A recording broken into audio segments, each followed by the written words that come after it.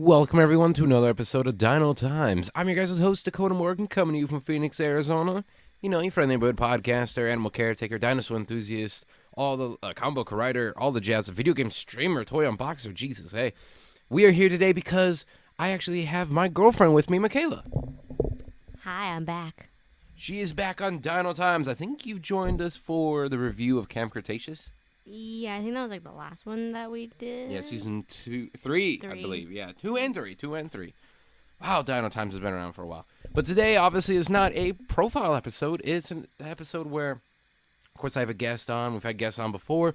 But Michaela's here today because she read Michael Crichton's Jurassic Park for the first time. And a couple weeks ago, she finally finished it. Excuse me. And we are going to be talking about it today. First impressions, Michaela, what'd you think? I liked it. I think it's just because I always like the movies, or the first one, I guess. Well, we should make it clear. I've converted you to be a big Jurassic fan in a way, and then also we've done the video games together, the movies, the marathons, all the jazz Camp Cretaceous and shit, and then all of a sudden you never read the first book, and you haven't read Lost World either. But then I was like, well, read the book, and the text I would get from you. That's because things would happen, and I didn't know that they would happen, or like it would be really, really graphic, and I didn't think it would be, or at least I like half thought it wouldn't be. You know, like I kind of go into it thinking something else, and then something else happens. Well, I think that's the beautiful part about the book is it is very different than what people would think it would be. I think it's very different. It is a lot more on the horror side of things, but the difference between the books and the movie is ecstatic, to say the least here. It does explain it a lot better than what the movie does, because I think there's a part when Wu and Ellie kind of get into more detail about how everything works, and I'm just like, why didn't they just put this shit in the movie? That would have been way better. We should say characters die that don't, and then characters live that died. You know, Muldoon. I can think of one. Who are you thinking? This is spoilers, by the way, for anybody. I mean, if you're listening to this / watching, then you've definitely seen or read the book and seen the movie. But what's your big one? I forgot what his name is now. Hammond? Yeah. Yeah, Hammond. Yeah, there you go. Hammond. Hammond's death, which was made a joke in Camp Cretaceous season 3. I know. I didn't even know about that, and then you told me, and I was like, well, I have something to look forward to. And then when it happened, I was like, baby, it happened. It happened. Holy shit. Oh, yeah. It's Muldoon, too. He lives. Woo's death. He doesn't just go on a boat. He gets killed by raptors. You know, Which that's I one don't thing. even remember reading, to be honest. I don't even remember reading that chapter.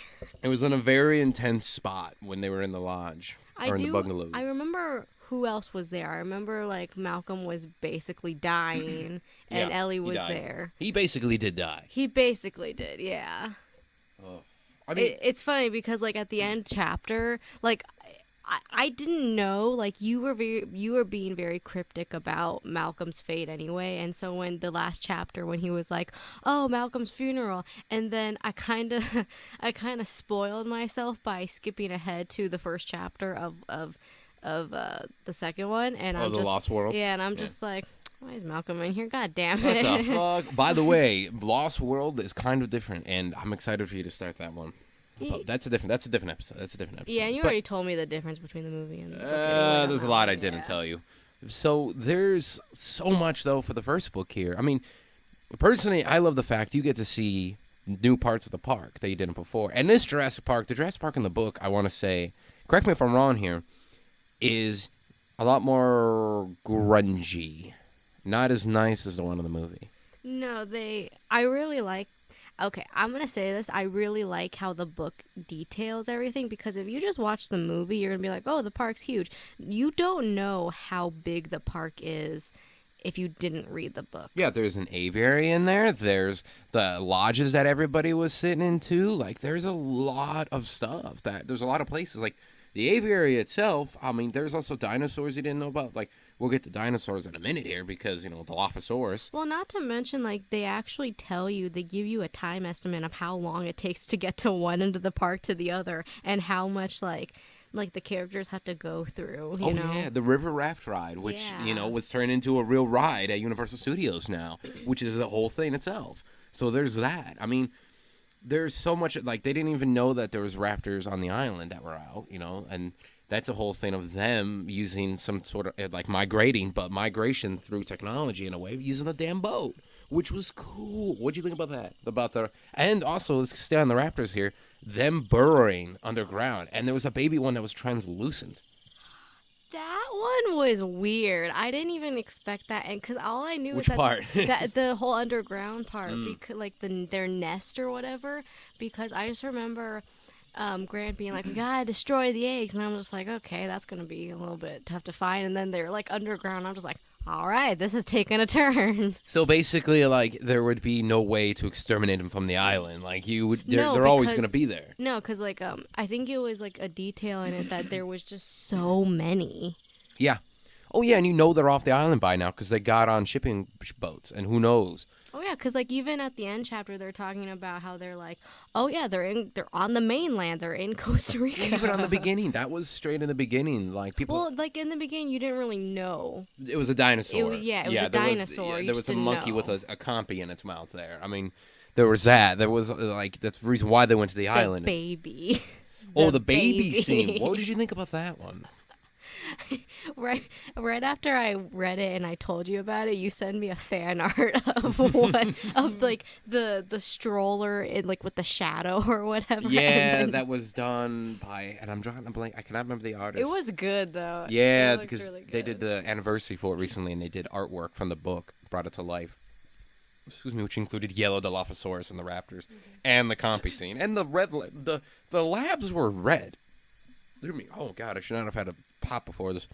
But like the labs themselves had like red lighting in there and such. Like the labs themselves seemed kind of sketch, in a way. Yeah, it seemed like how they detailed the lab with Wu. It was almost like they didn't know what they were doing, but they did at the same time. And that's what I want to say is that Michael Crichton definitely. It looked very shady. Yeah, well, it was. It goes to his point of we don't know what the hell we're doing. So, and especially with science and genetics, we don't know what we're doing in a way. So, I think he really wanted to go for that aspect there. Apparently, the book was made too kid friendly before. Really? It was like the point of view of a child and stuff like that. So he had to go through. He went through so many companies. Michael Crichton did before the final draft came out and they actually started to accept it. But he had to add more horror to it. And Through the Eyes kind of Grant is the only reason why publishers actually took it on after. I also have to remember that it wasn't made in the 2000s. No, but you know what? The messages still hold up. It does. They really do hold up. It's insane how well they hold up. I mean, so there's that. We have. Obviously, some things stay the same, like Dennis Nedry's death, but I want to say that was more gruesome because the Dilophosaurus was actually its normal size and yellow. I remember you showing me like an illustration of Yes, it was a video that illustration to the audio from it. Yeah. And that was before I even read the book, so I knew what happened in that chapter before I even read it. Yeah. But still, I really enjoyed it. Okay, I will admit. The one thing that I didn't really understand, or not understand, I understood it, why they changed it, because Lex and Tim. big difference. Let me just say, Lex is fucking annoying, and I understand why they made her older in the movies. You didn't want the annoying little girl throughout the whole book? Oh my god, I wanted to punch her. The coughing Fritz and that river raft ride, or the river raft adventure was pretty cool, and the fan art of that's awesome too. And that was almost going to be in a movie, but it was too expensive. Going down the river, seeing the dilos and the dinosaurs, and being chased down by a T-Rex in the water and stuff. Yeah, all Lex's fault. Yeah, and I love that that Tim is basically the only one that knows how to figure out everything. Yeah. Oh, very. Yeah, and Grant's just like, listen to the kid. He actually knows what he's talking about. Speaking of Grant, you've only known the characters through figures and stuff like that too of their movie looks. Their looks in the book. Grant specifically here. What'd you think? Like how he dresses. Yeah, like, what'd you think of, like, the character, like, knowing that Grant was bearded with Hawaiian shirt, jeans and boots and stuff like that? It made me think of what you are going to look like It's in 10 years. 10 years is going to push it, probably 5. But, probably 5, maybe 2, maybe this year. I'm already trying to buy you a Hawaiian shirt now. Yeah, it's true. And that's from something else. Yeah, oh yeah. The boys. Thanks, Butcher. But, like, we have that. I mean, Grant himself here. So what'd you think about that? Like, reading about, and it's like, Grant looks like this. Were you like, really? I mean, his personality stayed the same. I think it was just how he looks, because I'm so used to him, you know, with the regular architecture looking dude. I don't know. With the cargo he looks shorts like a and all paleo. that. He never wore cargo shorts. He was wearing pants and shit. Oh yeah, cargo pants. I'm thinking of Ellie's. No, yeah. I think Ellie's looks different in the book. I cannot recall. I think no, she still. I think so. I know she wore like a tank top and shorts, but I know she had got a lot more.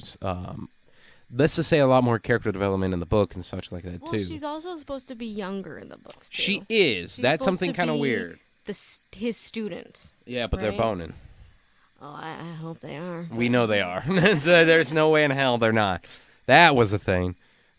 But, so I mean, there's that. Ellie got a lot more screen time. Malcolm was pretty cool in there. Gennaro, by the way, the lawyer, which was pretty sweet to see. Muldoon being a drunk. That's the thing, too. Like, he never caught that from him. He's like, I'm stern and serious in the movie. And then in the book, it's like, hey, how you doing? Just sip some flask. That added to his character so much, though. Oh, God, yeah. He was more like the comic relief of that. Very. And then when him and Gennaro, the lawyer, go after to try to trank the T-Rex, and you think they failed until it goes into the waterfall with Grant and the kids, and it collapses, and they're like, oh, it got knocked out. And it's like, oh, wait, it worked. And then I think Tim had that thought, where it's like, well, if we leave the T-Rex here, it's going to drown. Oh, well.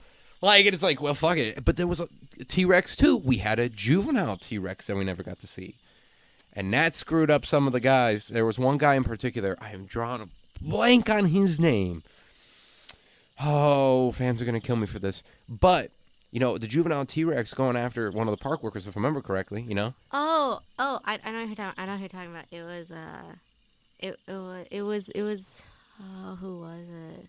It was the guy that got played with and, like, thrown around by the T-Rex. Yeah. And, like, I remember Grant and the kids, they were watching, and Grant's like, he's fucking playing with him. Oh, yeah, which is a 9-foot-tall Tyrannosaurus is still terrifying compared to, like, a mother one, like, or the big adult one. The scene in the book with that, it reminded me a lot of the bear scene from The Revenant. Yeah, it did. Oh, it did. Insane. That was one of my favorite scenes. I just, I cannot draw a blank. I cannot believe I'm drawing a blank on that character's name. But I know who he is. I just can't remember his name. I love the juvenile T-Rex. So what'd you think about that addition to the... Because in the movie we just get the one, right? But then we find out later, like, oh, there was more. There was 7 of them on the fucking island, on Site B. That's what I like, because there's a lot more of it. Like, Yeah, even there seems to be a lot more dinosaurs. Well, like, I remember, what was it, on the computer...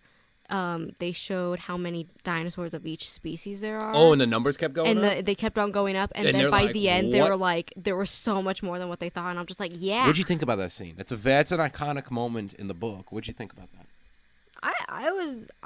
I was not expecting anything else, to be honest. Because I know that they had already fucked up, or at least Wu had. And the fact that they didn't know anything about it, and it took Malcolm to tell, like, he was literally, when he was dying, he was still laughing at them, saying how stupid they were. Yeah, oh yeah, like, very, very much so. Which I very much appreciated when Hammond was like, oh, shut the fuck up, or yeah, something pretty like much, that. yeah. Hammond being the asshole, not the nice Richard Attenborough played actor or character that you know of from the movie and also from other lore. That had to be interesting for you. He deserved what he got.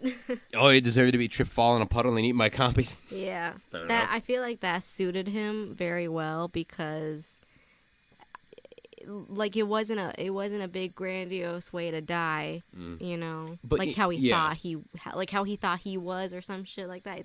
It's very ironic how that is. Very. I fucking hated his character. Oh, everybody did. That's why when they made him nice, it threw everybody off. And I want to made the lawyer the nice one, even though he still left them. Yeah, he was. Yeah. And you know, we had different, like, going back to it. I want to mention was because you never saw it in the movie. Like, what they do with the baby dinosaurs, you never knew. That raptor that hatched in the movie was just kind of like forgotten about, but in the book was actually talked about more. Like, they're like, oh, there's a nursery. They grow up faster. Like, and they actually showed the nursery. Well, you read about the nursery in the book, which I think is really cool and adds to the details of the park, which you don't really get in the movie. You get a lot of in the movie, especially in the extended lore. Holy God. But in the movie itself, you don't really get to see like what they do with the babies. But this one you do. But then that leads to that fun fight where they threw the baby at. I was about to fucking say you. Baby, oh my god. Okay. So I really did like how you said. I really did like how they put the nursery in the book more, because it kind of showed how. It wasn't. If it made it seem more of a realistic place. It was different, yeah, and especially how Lex and Tim were with the baby raptors, and how they're just like, oh hey, they're just chilling on my shoulder or some shit.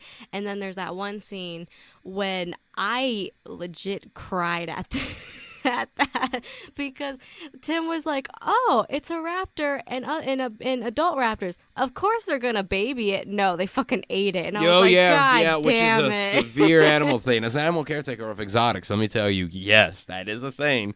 Especially if it smelled like people, which it did. That's probably why. And so it's like, ugh. I legit cried at that. Oh, by the way, you're gonna get used to that when you read The Lost World, because the raptors are ferocious in there. They've gone rabid in the Lost World book. My God. So there was that. We also had a really cool, badass scene from Grant, by the way, that we have to talk about. Was the scene where he injected eggs from the hatchery. It was poison, and used it against the raptors and killed 3 raptors with that. Yeah, I thought that was a smart idea. Pretty baller. It is. It's.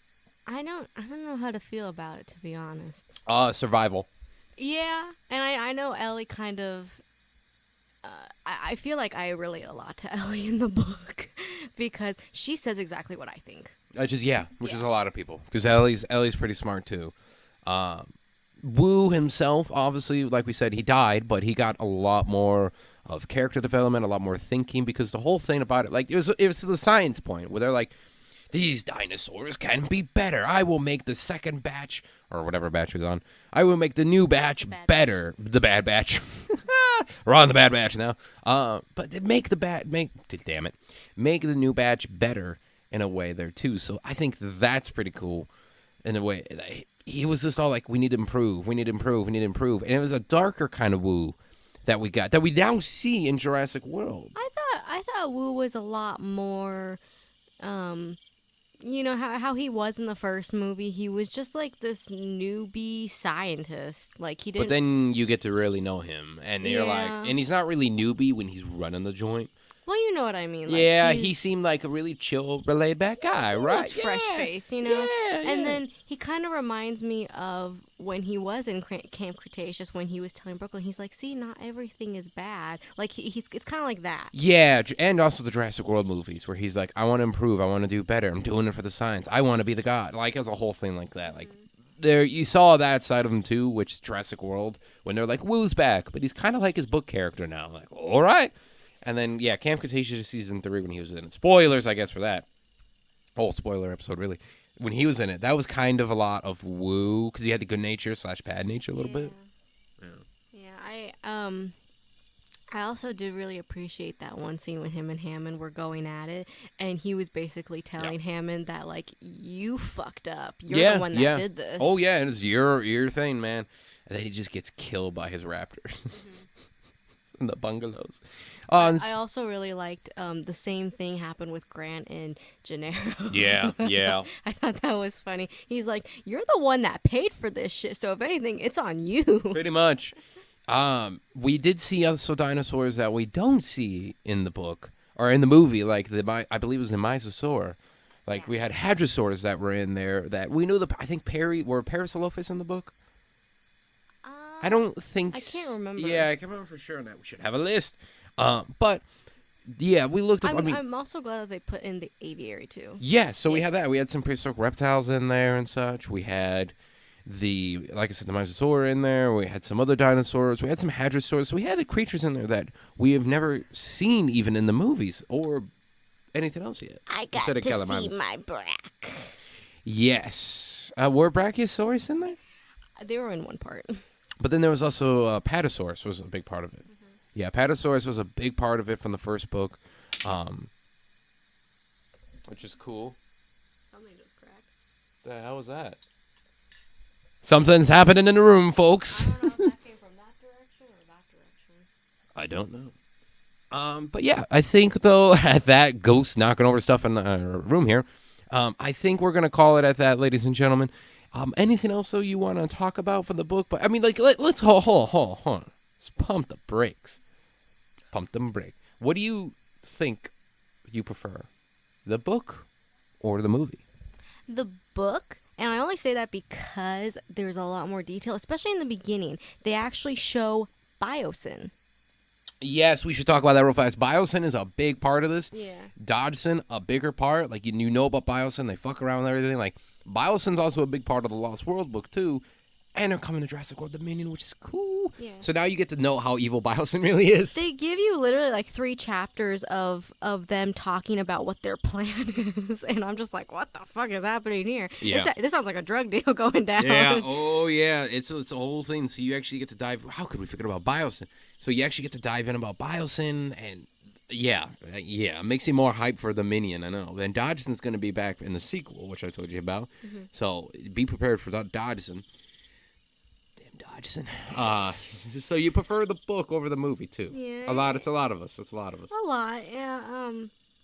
As well as the beginning, like when you first see Ellie and Grant, like I remember, it's kind of repetitive because Grant keeps saying in his head, he's like, I'm just a professor from whatever studying like fossils in the ground in Montana. Yeah, right. Yeah, it's a whole thing. He keeps on like repeating that, you know. Yeah, whole thing and a half. But I want to say is thank you, love, for coming on and giving us your first review and your thoughts about Jurassic Park the book by Michael Crichton. Took me forever to read. Took you forever to read, but you know, a lot more horror in there, a lot more science, and a lot more dinosaur craziness and such too. Do you have a favorite part? No, but I can tell you that Malcolm is my favorite character. Makes sense. Not because I liked him how he was in the movie, but just because he's literally the only one that gets it. Yeah. And well, you know what? You'll still see that in the Lost World. Let me tell you, that does not change. Also, I do want to say that I like that you got to see a lot more of Ellie's education come out than you didn't really see in the book and movie. Arnold's. And Arnold. You know, the guy who died. I'm just looking at his figure on our desk right now. Yes, we do. Like, we got to say Arnold, who helped build Disney, by the way. That was the thing in the book. He worked on Disney World, which you're like, what? Like, he did all this. Like, he helped build stuff for the military. He helped build a lot of the other stuff, too. I was like, shit. And Arnold was cool. He was like, goddamn, guy worked in, like, tech for the military, Disney, all sorts of jazz like that. I'm like, oh, wow. He had a very unclimactic death though, because it was kind of like he was in the dark and all he saw was a claw, and then the next thing you see they saw his hand or some shit or something. I don't know. It was very unclimactic. I mean, I still liked him. Yeah. But yeah, I want to say everybody, thanks for tuning in to this episode 2 of Dino Times. You know, a little bit of a chill one. So without further ado, make sure you guys subscribe for more dinosaur stuff on the channel, video games, toys, Jurassic toy unboxings. When I'm able to pick them up at the store, let me tell you, it's been dry as of late as this recording. And, yeah, I think I may about do it here. I'm on Twitter at DakotaMorgan3, Instagram at Dakota_Morgan97. And if you guys want to catch me live, raw and uncut when I do video games, KotaRex97. And be sure to check out the store, DakotaMorgan.store, for some really cool paleo merch out there, guys. We're redoing it soon. So, yeah, check it out. You never know what you're going to find. Thanks, everyone, for tuning in. And thank you, love, for coming on to the show. And remember, folks, science is real.